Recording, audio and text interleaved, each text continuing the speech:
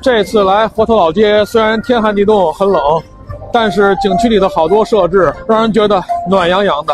刚进景区，发现运河已经结冰了，这就是北方冬天。但5点半以后燃起来的小暖炉让人眼前一亮，这不就是大冬天出来玩一直求而不得的暖手神器吗？有跟哥们走散了独自取暖的，有跟闺蜜抱团取暖的，还有一家人一起烤火的。总之，这样的小暖炉走几步就一个，走几步就一个，而且还挺安全。火焰是在一个透明的玻璃柱里熊熊燃烧，借一缕炉火暖一整个冬，暖和吗？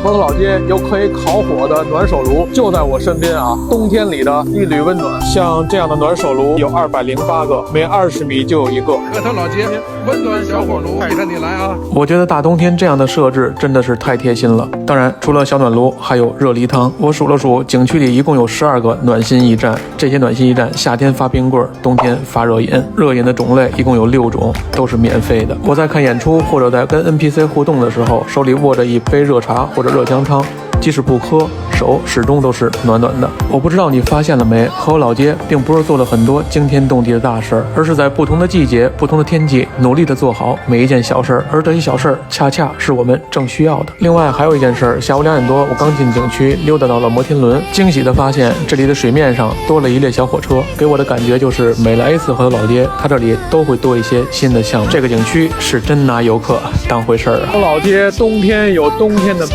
而且这个冬天逛河头老街，心里真的是暖洋洋的。做好一件事容易，但是每件事都坚持做好就不容易了。给河头老街点赞。